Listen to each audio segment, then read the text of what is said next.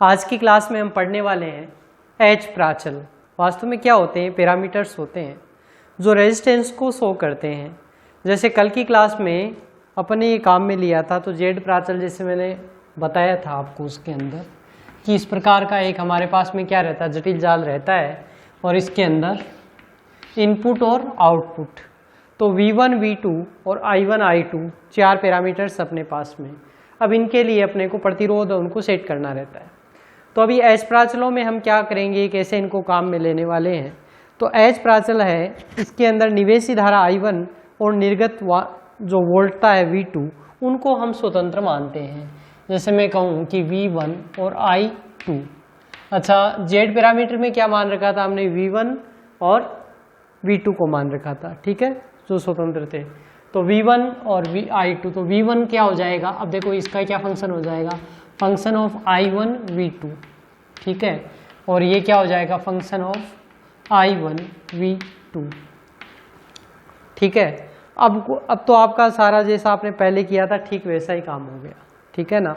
यानी स्वतंत्र किसको माना है हमने? I1 और V2, और इनके ऊपर आश्रित पैरामीटर कौन कौन से हैं? V1 और I2, ठीक है ना। तो I1 और V2, तो I1 कौन है यहाँ पर? जो निवेशी धारा है ये है, और यहाँ पर ये वोल्टता, निवेशी वोल्टता क्या है? V1। तो एक तो फंक्शन किसका हो गया? V1 का, और दूसरा फंक्शन किसका हो गया? I2 का। तो V1 और I2 इनके बारे में इनको ये दिया गया है। अब क्या करना है? इसका आंशिक अवकलन करना है, जैसे हमने पहले किया था। आंशिक अवकलन करेंगे फर्स्ट का, तो डेल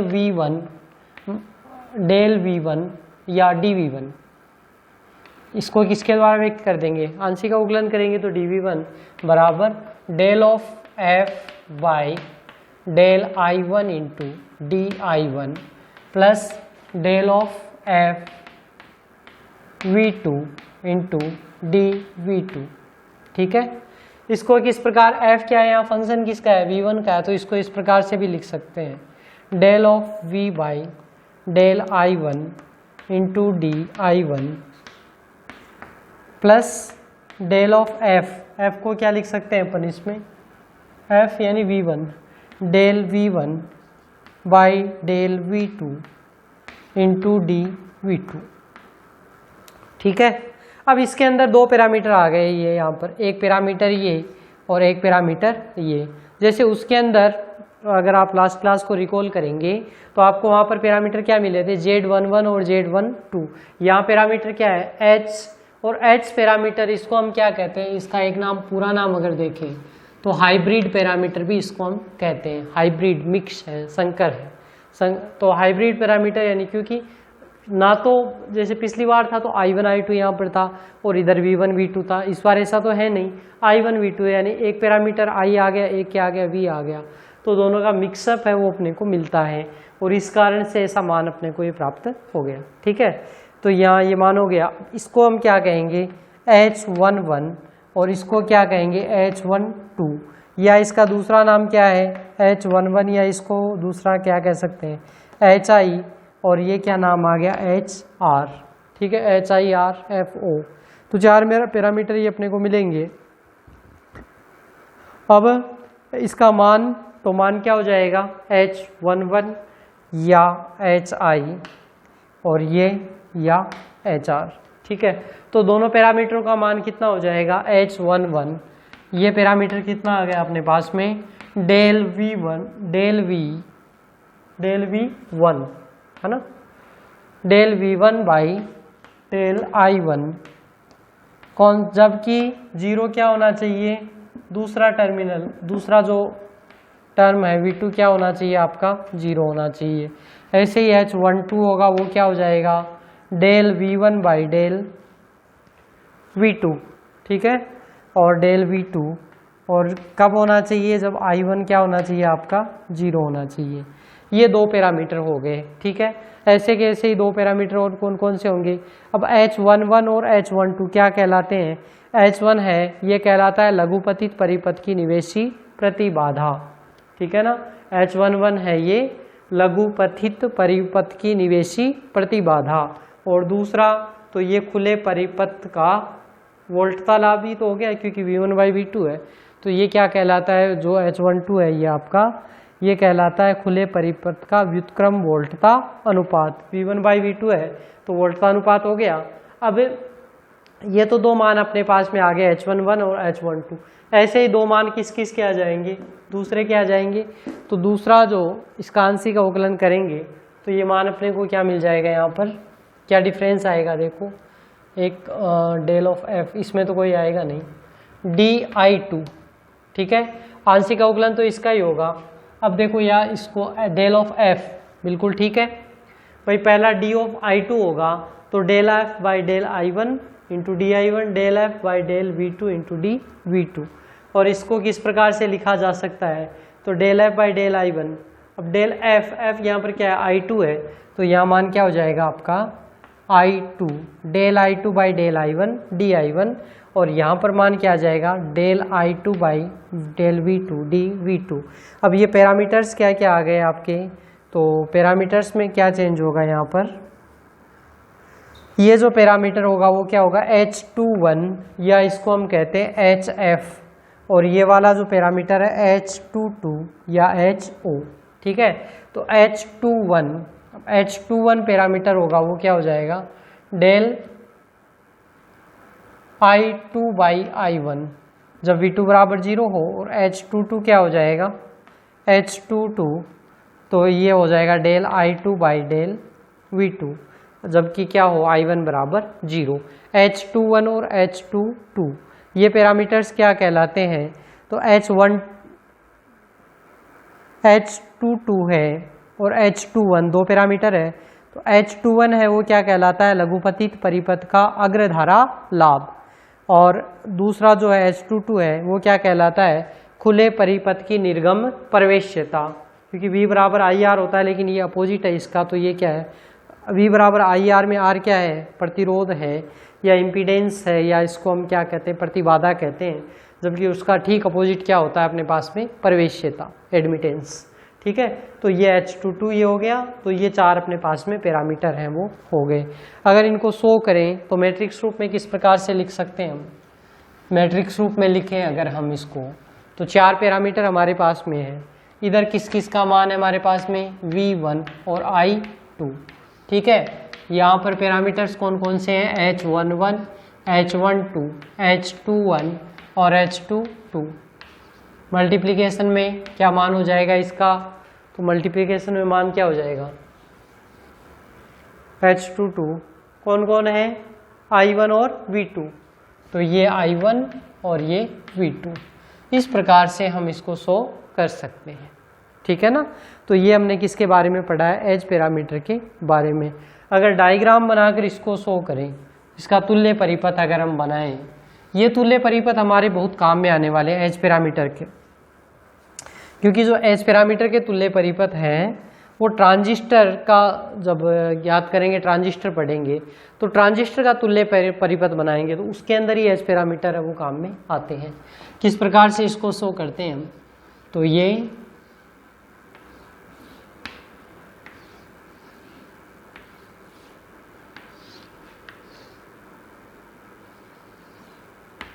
इस प्रकार से हम इसको व्यक्त करते हैं।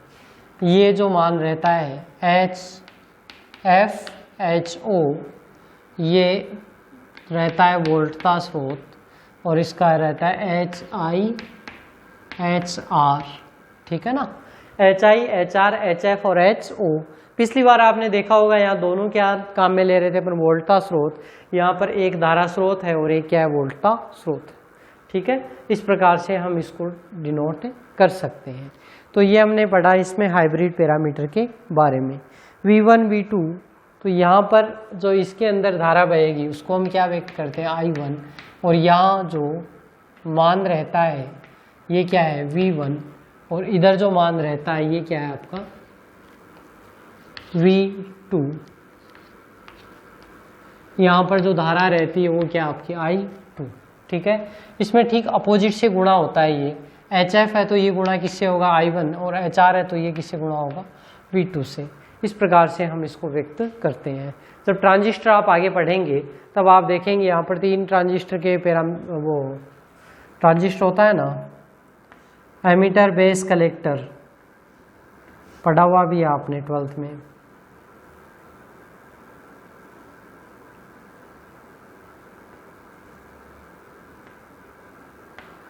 Ammeter base collector.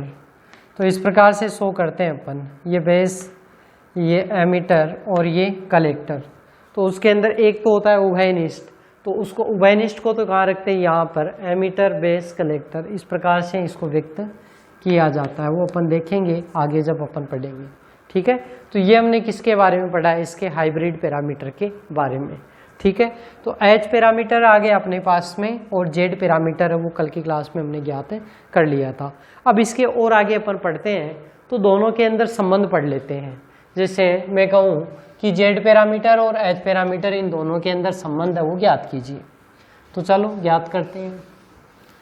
ये अगर एग्जाम में क्वेश्चन इस प्रकार से सीधा पूछता है जेड पैरामीटर या एच पैरामीटर से आप क्या समझते हैं, इनके मान को ज्ञात कीजिए, तो हम ज्ञात कर सकते हैं।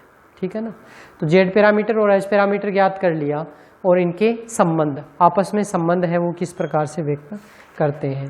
तो संबंध ज्ञात करने के लिए पहले तो इक्वेशन ही लिख लो। अब V1 उसके अंदर इक्वेशन क्या थी जेड पैरामीटर के लिए, एक तो क्या था उसमें V1 था और एक क्या था V2 था।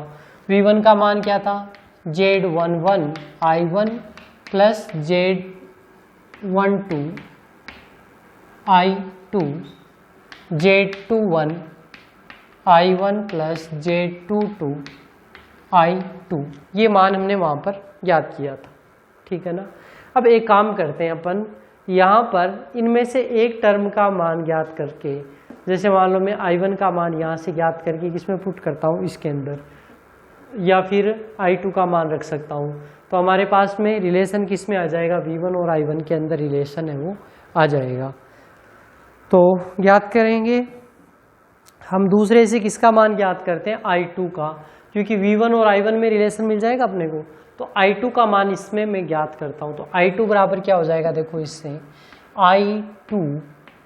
I2 के गुणांक में क्या है Z22, तो ये लो मैंने लिख दिया Z22 I2 बराबर V2 माइनस Z21 I1। ठीक है, इस Z22 का लगा दें हम यहाँ पर भाग, तो ये मान आ गया अपने पास में V2 माइनस Z21 I1 बटे Z22। ठीक है, अब ये वाला मान हम किस में रख देंगे, इस समीकरण नंबर 1 में, जो कि किस में ज्ञात की थी हमने, जेड पैरामीटर में। तो मान रख लीजिए V1 बराबर Z11 I1, अभी तक तो कोई फर्क नहीं, प्लस Z12। अब I2 का मान रखो, तो I2 का मान क्या रखा मैंने, V2 माइनस Z21 I1 बटे Z22। कैंसिल तो कुछ होना नहीं है, Z22 है या Z12 है, ये गुणा हो जाएगा इसमें। तो Z12 V2, Z12 और Z21 I1।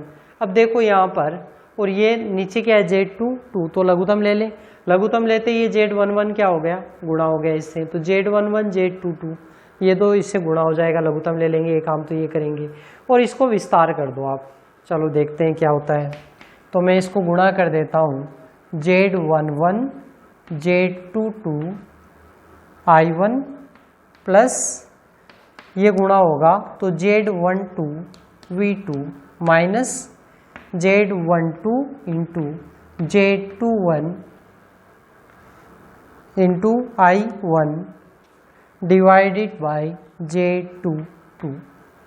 ठीक है, अब देखो I1 के कितने गुणांक आ गए, 2 गुणांक आ गए I1 के, एक गुणांक ये रहा और एक गुणांक ये रहा।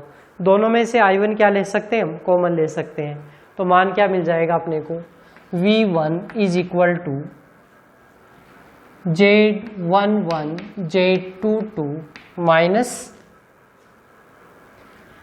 Z12 into Z21 multiplied by I1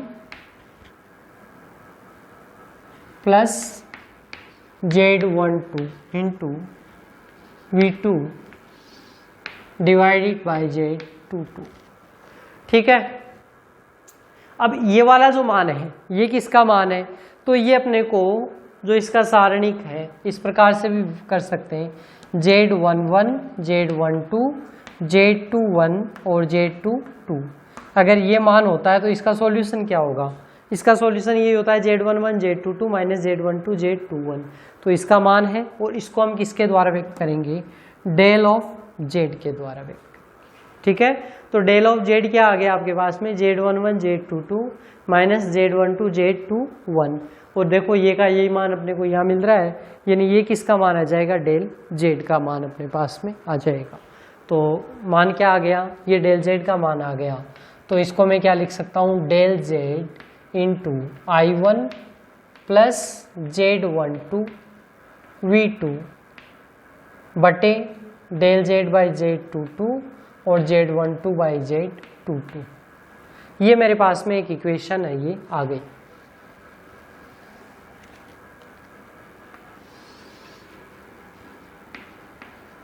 ठीक है, किसका मान आ गया, V1 का मान आ गया।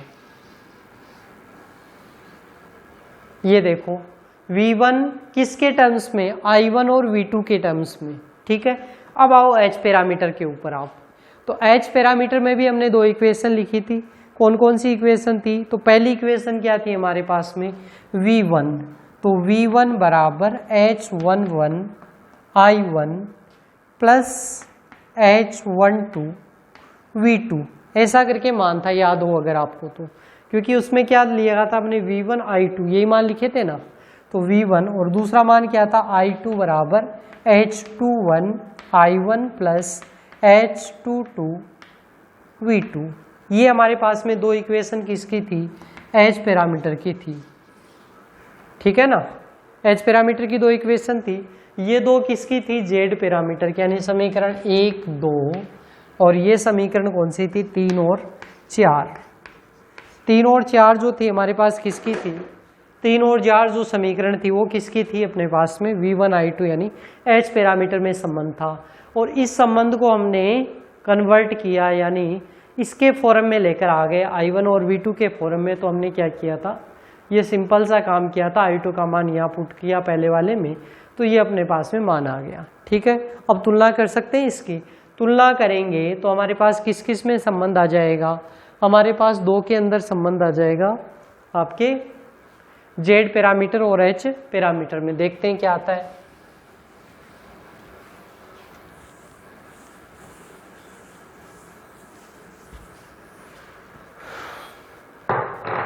तो क्या इक्वेशन आ गई, देखो ये वाली इक्वेशन और ये 3 4, और इसको मैं कह देता हूँ समीकरण नंबर 5। तो समीकरण नंबर 5 और 3 की, 3 ये वाली और ये 5 की तुलना करने पर, इधर V1 है इधर V1 है, कोई दिक्कत नहीं। I1 के गुणांक क्या है, तो यहाँ पर क्या है H11, और H11 का मान क्या आ गया, del Z divide by Z22। ठीक है, और दूसरा मान क्या है H12, तो H12 का मान क्या है, दूसरा मान Z12 बाई Z22। ठीक है, अब इसी प्रकार से I2 का मान जब आप याद करेंगे, तो I2 का मान याद करने के लिए क्या करेंगे, समीकरण जो फर्स्ट है उसमें से V1 का मान याद कर निकाल कर कहाँ रख दो, आप सेकंड में रख दो, यानी I1 V2 के फॉर्म में तो चाहिए I1 V2 और I2। तो जिस प्रकार से इसमें V1 I1 और V2 अपन लेकर आए हैं, उसी प्रकार से एक का चेंज करने से मान है वो अपने को मिल सकता है। ठीक है, तो ये मान हमने जैसे ज्ञात किया है, उसी प्रकार से H21 और H22 का मान भी हमारे पास में आता है। क्या मान उनके आते हैं, तो उस H21 है वो तो रहता है इसका ठीक अपोजिट, माइनस का Z12 बाई Z22, यानी केवल एक नेगेटिव सिंबल ही इसमें आता है। और दूसरा H22 इसका मान रहता है 1 बाई Z22, ये वाला मान है वो प्राप्त होता है। कैसे ज्ञात हुआ, कर सकते हैं आप। ठीक है ना, जो जैसे इसके अंदर मैंने ज्ञात किसका मान रखा था, I2 का मान रखा था, वैसे ही आप एक टर्म को एलिमिनेट कर दीजिए, फिर इसकी तुलना समीकरण 4 से कर देंगे तो आपको ये वाले मान ही प्राप्त होंगे। और ये क्या हो गया भाई, अपने पास में संबंध आ गए। और यही हमने कहा था कि H व Z प्राचलों में संबंध व्युत्पन्न कीजिए। अगर ऐसा क्वेश्चन आता है तो इस प्रकार से ये काम अपने को करना है। ठीक है, केवल संबंध पूछा जाता है आपसे, तो केवल संबंध पूछा जाता है तो Z पैरामीटर और H पैरामीटर सीधे लिखिए, यानी उनको डिराइव करने की आवश्यकता नहीं है। जैसे मैंने 1 2 और 3 4 ये समीकरण लिखी है, इनको रख करके हम जानते हैं Z पैरामीटर से ये मान आता है और H पैरामीटर से ये वाली इक्वेशन आती है। ठीक है, याद क्या रखना है, उसमें तो कुछ याद ही नहीं रखना। जेड पैरामीटर में तो V1 V2 और इधर दोनों तरफ क्या होगा I1 I2, और दो इक्वेशन है तो पहले वाली इक्वेशन में Z11 Z12 और दूसरी वाली इक्वेशन में Z21 Z22। और अगर इसकी बात की जाए तो H11 H12 और H21 H22। इसमें ये ध्यान रखना पड़ेगा V1 और I2, ठीक है ना। तो I2 इधर आ गया तो बच गया क्या V2, वो दो इधर चलेगा। क्लियर। तो ये हमने किसके बारे में पढ़ा है, Z और H पैरामीटर के बारे में। और ये जो आपने पढ़ा है ये आपका इम्पोर्टेंट टॉपिक है। अब इसके ऊपर न्यूमेरिकल भी आपको पूछा जा सकता है, बहुत कम ही चांस रहते हैं न्यूमेरिकल के वैसे तो, फिर भी अगर आपको लगता है न्यूमेरिकल करना है तो आपके सॉल्व्ड एग्जांपल्स में न्यूमेरिकल दे रखे हैं, उनको आप वहाँ से कर सकते हैं, ठीक है ना। केवल सीधे मान है वो ज्ञात किए हुए हैं। और क्या क्या काम में लेते हैं भैया, कुछ नहीं, केवल किरचॉफ का वोल्टता नियम अगर आपको पता है, धारा नियम और वोल्टता नियम, अगर दो नियम पता है तो आप कुछ भी कर सकते हैं। क्योंकि ये क्या है, फर्स्ट यूनिट जो भी है ये आपकी क्या है, नेटवर्क की जो कॉम्प्लेक्सिटी है यानी जो जटिलता है उसको कम करने के लिए काम में आती है। और जटिलता को कम करने के लिए हम क्या काम में लेते हैं, किरचॉफ के वोल्टता के नियम। बस ये समझना है, यही कार्य अपने को इसमें करना है। तो मैं समझता हूँ कि आपको ये समझ में आ गया होगा, ठीक है। तो ये हमने इस फर्स्ट चैप्टर से संबंधित जो कुछ था वो सारा पढ़ लिया है। अब आप पर डिपेंड करता है कितना आप तैयारी करते हैं। जितना तैयारी करेंगे उतना आपका टॉपिक भी तैयार हो जाएगा, और नहीं तैयारी करेंगे तो फिर तो लॉकडाउन चल रहा है, क्या कर सकते हैं। अरे सर अभी तो लॉकडाउन चल रहा है सर, हमारे नेटवर्क ही नहीं है, ऐसी बात तो नहीं है ना। पहले मूवी देख रहे थे कल, वो तो सर चल रहा था, वो उस समय आया था, थोड़ा सा दोस्त आ गया था तो हम देख रहे थे मूवी, है ना। यही बात है क्या। चलो तो नेट को चलाना है और वीडियो भी देखने हैं, कौन से क्लास के ही, बाकी नहीं देखने हैं सारे। तो अच्छे से आप तैयारी करें, और जो अपने जितने टॉपिक तैयार हो चुके हैं उन सारे टॉपिक को तैयार करना साथ के साथ में, नहीं तो बर्डन बहुत बढ़ जाएगा आपको। अभी तो बेसिक है वो अपन पढ़ रहे हैं, ज़्यादा कुछ नहीं पढ़ा है अभी अपन ने इसमें। तो फर्स्ट चैप्टर इसमें अपन ने पढ़ रखा था, ये जो भी प्रमेय थी वो सारी हमने ज्ञात कर ली थी। थेवेनिन प्रमेय के ऊपर हमने जो यानी जितने भी प्रमेय पढ़ी है उन सब के ऊपर न्यूमेरिकल अपने को करने हैं। आज की क्लास में मैं आपको एक न्यूमेरिकल करवाता हूँ नॉर्टन प्रमेय के ऊपर, ठीक है। तो नॉर्टन प्रमेय क्या है, देखो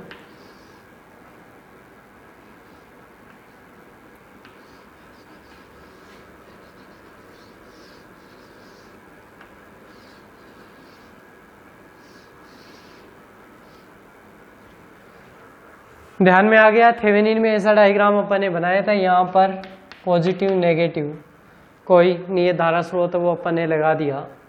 ये वाला जो मान है ये किसका है, Z1, ये किसका है Z2, ये Z3 और ये ZL, ये दो टर्मिनल जिसको हम क्या कहते हैं A और B।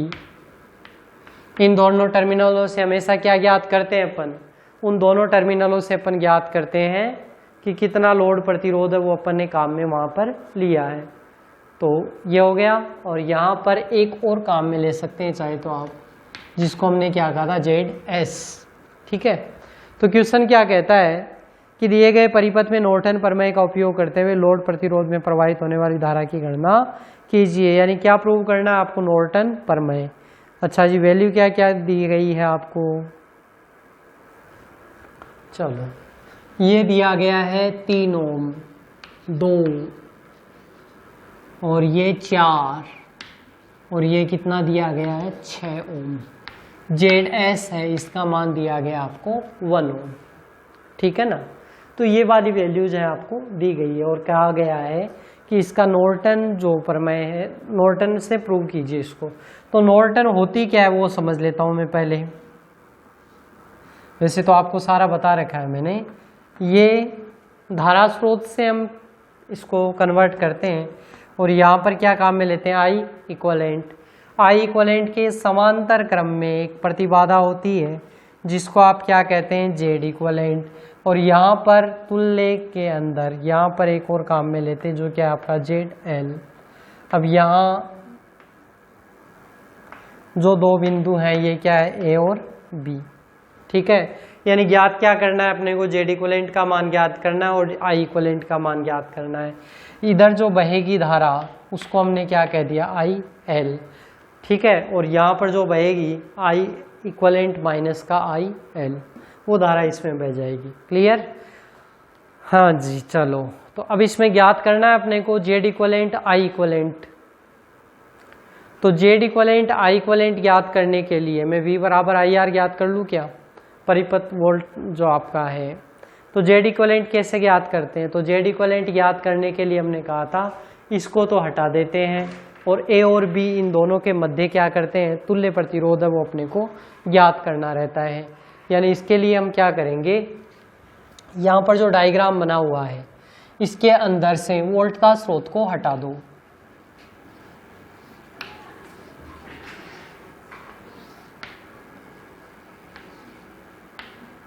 A और B, अब इसका तुल्य प्रतिरोध याद कर लो, जितना भी होता है वो सारा आपका है, यानी जेड इक्विवेलेंट के अंदर काउंट होगा। तो ये 1 ओम, ये 3 ओम, ये 4 ओम, ये 2 ओम। लोड रेजिस्टेंस है वो काम में इसमें आएगा नहीं क्योंकि उसको हटा देते हैं।